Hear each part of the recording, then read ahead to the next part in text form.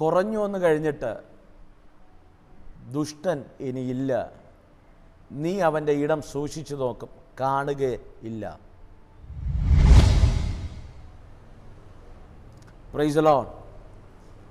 പ്രിയരെ, ഒരു ദൈവപ്രവൃത്തി വെളിപ്പെട്ടാൽ നിന്നെ എതിർക്കുന്ന പലതിനെയും ദൈവം ചിതറിക്കും.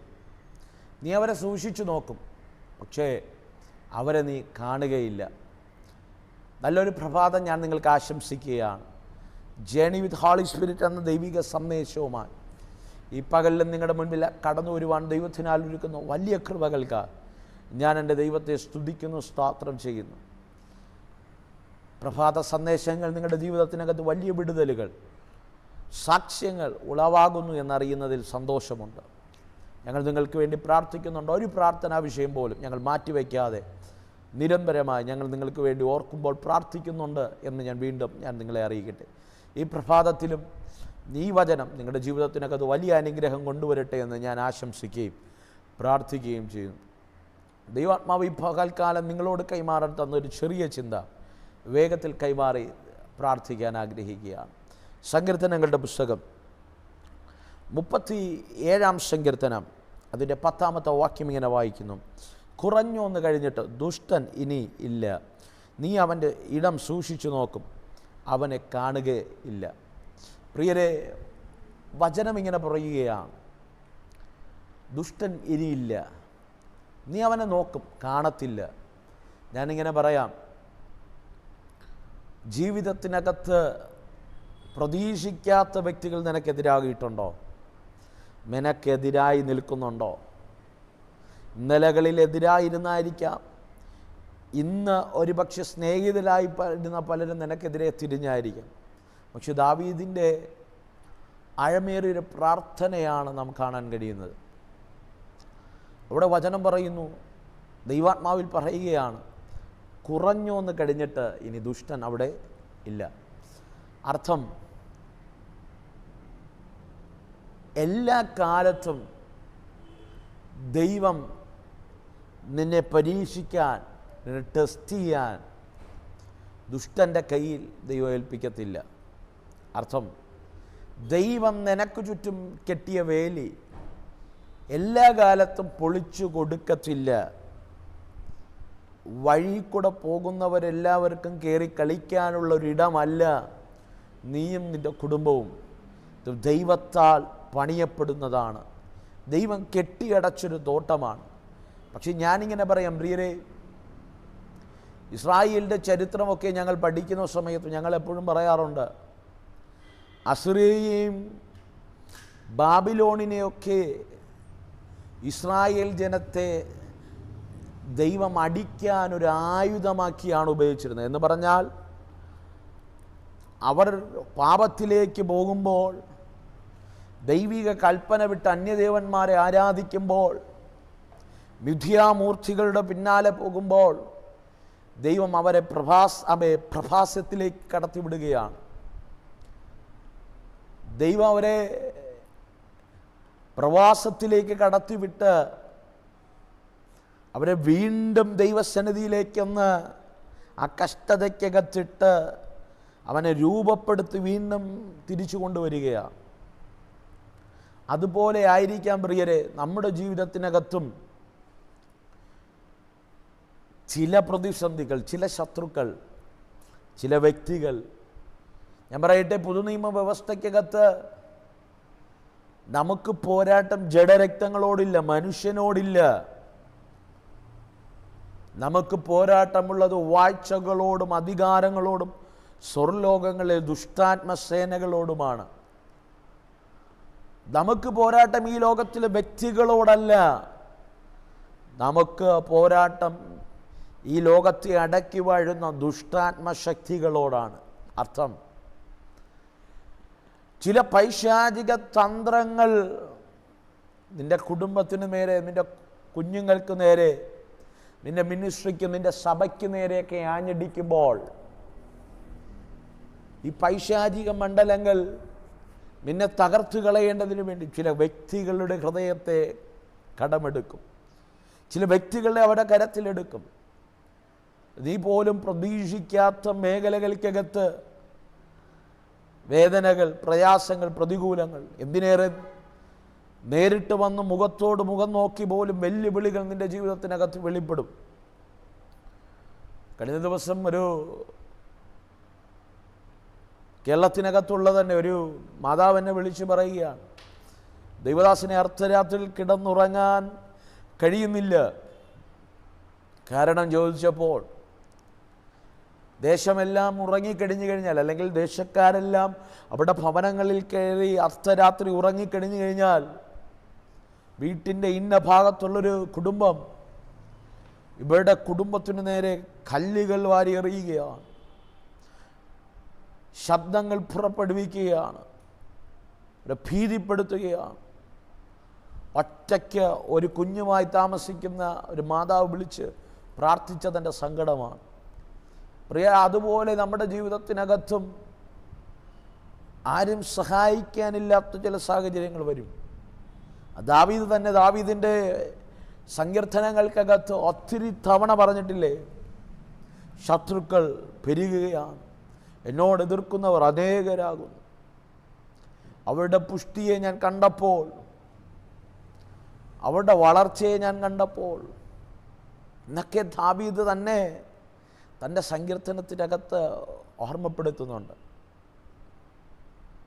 പക്ഷേ ഞാൻ ഇങ്ങനെ പറയാം, എല്ലാ കാലവും ദൈവം നിന്നെ, എല്ലാ കാലത്തും ദൈവം നിന്നെ തട്ടിക്കളിക്കാൻ കൊടുക്കത്തില്ല.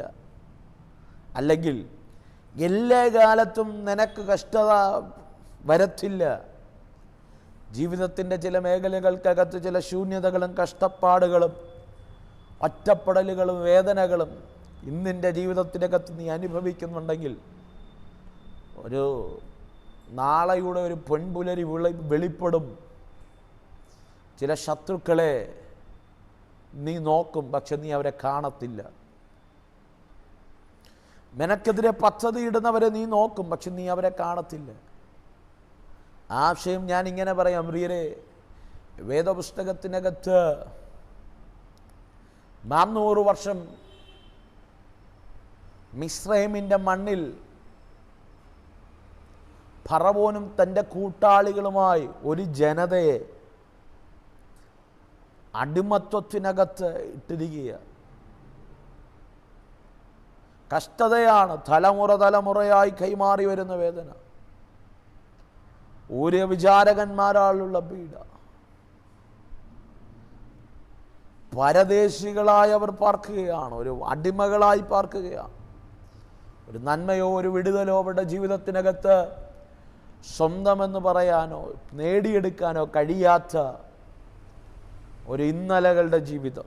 പക്ഷേ അതിൻ്റെ നടുവിലും ദൈവം പറയുന്നത് കേട്ടോ, ഞാൻ അവരെ പുറത്തു കൊണ്ടുവരും. ഈ പകൽക്കാലം ഞാൻ ആത്മാവിലൊരു ദൂത് കൈമാറാം. ഈ പ്രഭാതത്തിൽ എന്തെല്ലാം സാഹചര്യങ്ങൾ വെളിപ്പെട്ടാലും, എന്തെല്ലാം പ്രതികൂലം വെളിപ്പെട്ടാലും, ചില അടിമമുഖങ്ങളെ പൊളിച്ച് ദൈവം നിന്നെ പുറത്തു കൊണ്ടുവരും. ആർക്കും ഒതുക്കാൻ കഴിയാത്ത രീതിയിൽ ദൈവം നിന്നെ വളർത്തും. ദൈവത്തിൻ്റെ ശ്രേഷ്ഠത, ദൈവിക മാന്യത നിൻ്റെ കൂടാരത്തിനകത്ത് വെളിപ്പെടും. ഈ പകൽക്കാലം ഞാൻ ഈ സന്ദേശം കൈമാറുമ്പോൾ ഏതൊക്കെ കൂടാരത്തിനകത്ത് അത്തരത്തിലുള്ള ഒരു ഡെലിവറൻസ് ദൈവാത്മാവ് ചെയ്യുകയാണ്. പക്ഷേ വചനം പറയുന്നു, മോശയുടെ നേതൃത്വത്തിനകത്ത് ദൈവം മോശയെ അയച്ച് ഇസ്രായേൽ ജനത്തെ പുറത്തു കൊണ്ടുവരാൻ ശ്രമിക്കുമ്പോൾ, ആബീബ് മാസം 14-ാം തീയതി അവർ ചോരത്തളി ആചരിച്ചു. സംഹാരകൻ 10ാമത്തെ ബാധയായ കടിഞ്ഞൂൽ സംഹാരം മിസ്രൈമിൻ്റെ പാളയത്തിനകത്തെല്ലാം വെളിപ്പെടുമ്പോൾ ഇസ്രായേൽ ജനത്തിന് വലിയൊരു മോചനം ലഭിക്കുകയാണ്. ഞാൻ പറയാം പ്രിയരെ, എന്നും നിന്നെ തകർത്ത് നിനക്കെതിരെ പദ്ധതി ഒരുക്കി ആർക്കും നിൽക്കാൻ കഴിയുമെന്ന് നീ ചിന്തിക്കരുത്. ഇന്നല്ലെങ്കിൽ നാളെ നിനക്ക് വേണ്ടി ദൈവം ഇറങ്ങി യുദ്ധം ചെയ്യും. നിൻ്റെ പക്ഷത്ത് ദൈവമുണ്ടെന്ന് തെളിയിക്കുന്നൊരു നല്ല നാളെ ദൈവം വെളിപ്പെടുത്തും. അതുകൊണ്ട് ആകുലത വേണ്ട. ഈ പകൽ വിശ്വസിക്കുക. നീ പുറത്തു വരുന്നൊരു പകലുണ്ട്, പുറത്തു വരുന്നൊരു സീസണുണ്ട്, പുറത്തു വരുന്നൊരു ദൈവപ്രവൃത്തിയുണ്ട്. ഞാൻ അങ്ങനെ നിങ്ങളുടെ മേൽ ഈ ദൂത് കൈമാറി. ചില ചലനങ്ങൾ നിൻ്റെ ജീവിതത്തിനകത്ത് വെളിപ്പെടുന്നൊരു പകലായി പകൽ മാറും. വ്യത്യസ്തമായ ചിന്തകൾ, വ്യത്യസ്തമായ നിയോഗങ്ങൾ നിൻ്റെ മേൽ ആഴമായി വെളിപ്പെടുന്നൊരു പകലായി മാറും. ഞാൻ ഈ ദൂത് കൈമാറുമ്പോൾ ഏതൊക്കെ കൂടാരങ്ങൾക്കകത്ത് നാലുകളായി വെല്ലുവിളിച്ച് നിൽക്കുന്ന ചില വെല്ലുവിളികളെ ദൈവാത്മാവ് ഓട്ടിക്കുകയാണ്, ദൈവാത്മാവ് മാറ്റുകയാണ്. വിശ്വസിക്കും പ്രിയരെ, നിൻ്റെ ജീവിതത്തിനകത്ത് വലിയ ദൈവപ്രവർത്തികൾ ദൈവം ചെയ്യും. അമ്മേൻ. പ്രിയരെ, മിസ്രൈമിൽ നിന്ന് ജനം പുറപ്പെട്ടു. പക്ഷേ മോശയോട് ദൈവം പറയുന്നൊരു ദൂതുണ്ട്. ആ ദൂത് കേട്ട് മോശ ഇസ്രായേൽ ജനത്തോട് പറയുന്നൊരു ദൂതുണ്ട്. കണ്ടോ, ഇന്ന് കണ്ട മിസ്രൈമിനെ ഇനി ഒരു നാളും കാണത്തില്ല. അതുപോലെ ആ സങ്കീർത്തനക്കാരൻ പറയുക, ഇതുവരെ കഷ്ടപ്പെടുത്തിയില്ലേ, ഇതുവരെ വേദനിപ്പിച്ചില്ലേ, ഇതുവരെ നീ ഒന്ന് വീണ് കാണാൻ, നീ ഒന്ന് തകർന്ന് കാണാൻ, നിൻ്റെ കുടുംബം ഒന്ന് മുടിഞ്ഞു കാണാൻ, നിൻ്റെ തലമുറകളൊന്ന് ശിഥിലമായി കാണാൻ, നിനക്കൊരു നന്മ കാണാൻ, നിന്നിൽ നന്മ വെളിപ്പെടാതെ ഇരിക്കേണ്ടതിന് നോക്കിയിരുന്ന കണ്ണുകളില്ലേ, കുറഞ്ഞൊന്ന് കഴിഞ്ഞിട്ട് ദുഷ്ടൻ ഇനിയില്ല. ദുഷ്ടനില്ലെന്ന് കണ്ട് അമ്മയെ പറഞ്ഞു കഴിഞ്ഞാൽ ദുഷ്ടനുമില്ല, അവൻ്റെ ഇനി ദുഷ്ടതയുമില്ല. നിന്നെ തകർക്കാൻ ശ്രമിക്കുന്ന വ്യക്തികളെ ദൈവം ദേശത്തുനിന്ന് ചിതറിച്ചു മാറ്റും. റാംധാരകൾക്കമ പലരും നീ അറിഞ്ഞ സത്യദൈവം ആരെന്ന് പോലും തിരിച്ചറിയത്തക്ക നിലവാരത്തിൽ അങ്ങനെ ഞാൻ ആത്മാവിൽ ദൂത് കൈമാറും. നീ പ്രാർത്ഥിക്കുന്ന, നീ ആരാധിക്കുന്ന ദൈവം ജീവനുള്ളവൻ എന്ന് തിരിച്ചറിയത്തക്ക നിലവാരം. പലരും ഈ ദൈവത്തെ തന്നെ ആരാധിക്കത്തക്ക നിലവാരം ദൈവം ചിലതിനെ പിടിക്കും. കുറഞ്ഞു വന്നു കഴിഞ്ഞിട്ട് ദുഷ്ടൻ ഇനിയില്ല. അടുത്താണ് വചനം പറയുന്നത്, ഞാൻ അവനെ നോക്കി, അവിടെ കാണാനില്ലെന്ന്. എന്തിനാ ഭാരപ്പെടുന്നത്, എന്തിനാ ആകുലപ്പെടുന്നത്? ശത്രുക്കളുടെ നടുവിൽ ദൈവം നിൻ്റെ രാജ്യത്തെ സ്ഥിരമാക്കും. ശത്രുക്കൾ ഒരുപക്ഷെ അധികകാലം നിന്നോട് എതിർക്കാൻ കാണില്ല. പക്ഷേ നീ വേദനിച്ച് അതേ ദേശത്ത്, അതേ നാട്ടിൽ, അതേ പട്ടണത്തിൽ, അതേ ഗ്രാമത്തിൽ, അതേ ഭവനത്തിൽ ദൈവം നിന്നെ മാനിക്കും, ദൈവം നിന്നെ ഉയർത്തും. പകൽ ആരോടൊക്കെ ആത്മാവ് അങ്ങനെ ദൂത് കൈമാറുക. കുറഞ്ഞു വന്നു കഴിഞ്ഞിട്ട് ഇനി ദുഷ്ടനില്ല കേട്ടോ, ഭാരപ്പെടണ്ട. ഈ പ്രഭാതത്തിൽ വിശ്വസിച്ച് ദൈവസന്നിധി മുന്നേറ്. ദൈവത്തിൻ്റെ വലിയ പ്രവർത്തി നിൻ്റെ ജീവിതത്തിനകത്ത് വെളിപ്പെടും. ഞാൻ നിങ്ങൾക്ക് വേണ്ടി പ്രാർത്ഥിക്കാൻ പോവുക.